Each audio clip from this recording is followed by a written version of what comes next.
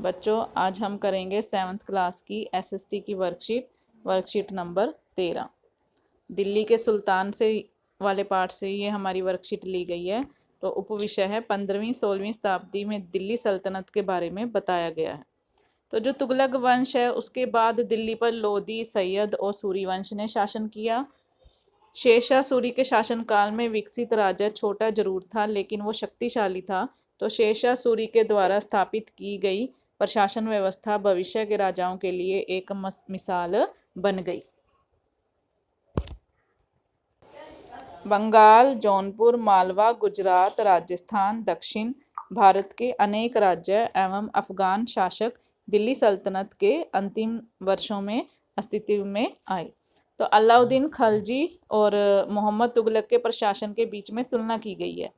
अलाउद्दीन खलजी जो थे तो उसने आक्रमण से बचाने के लिए अपनी एक विशाल स्थायी सेना खड़ी की, जबकि मोहम्मद तुगलक ने ट्रांस ओक्सियाना पर हमला करने के लिए एक बड़ी सेना खड़ी की।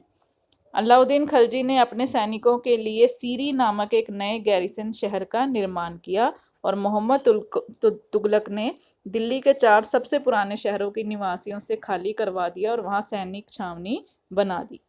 अलाउद्दीन खलजी ने सैनिकों के पेट भरने की समस्या का समाधान किया और यह गंगा और यमुना के बीच की भूमि से कर के रूप में जो भी वहां पर कर उनको मिला था उसके उपज के माध्यम से किया गया था। लेकिन जो मोहम्मद तुगलक है उसने गंगा यमुना के बीच के क्षेत्र से इकट्ठे कर का उपयोग सेना को खिलाने के लिए किया गया था, लेकिन सुल्तान ने बड़ी संख्या में सैनिकों की आवश्यकता को पूरा करने के लिए और ज़्यादा कर लगाया। अलाउद्दीन खलजी ने अपने सैनिकों का वेतन इक्ता के बजाय नगद में दिया, लेकिन मोहम्मद तुगलक ने नगद में वेतन का भुगतान किया लेकिन कीमतों को कंट्रोल नहीं किया। अलाउद्दीन खलजी सैन्य सुधार, राजस्व सुधार जैसे कई उपाय जो भी उसने सोचे वो काफ़ी सफल रहे, लेकिन मोहम्मद तुगलक के जो उपाय थे वो असफल थे।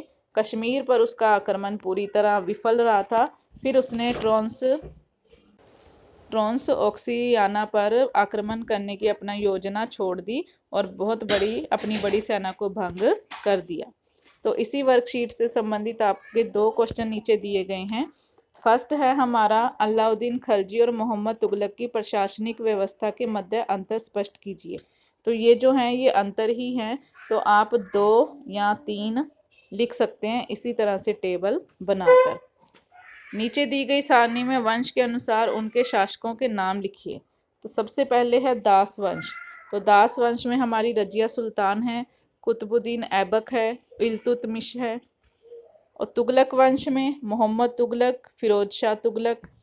और लोदी वंश में बहलोल लोदी, सिकंदर लोदी, इब्राहिम लोदी।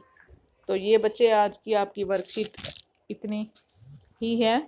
तो मिलते हैं अगली वीडियो में।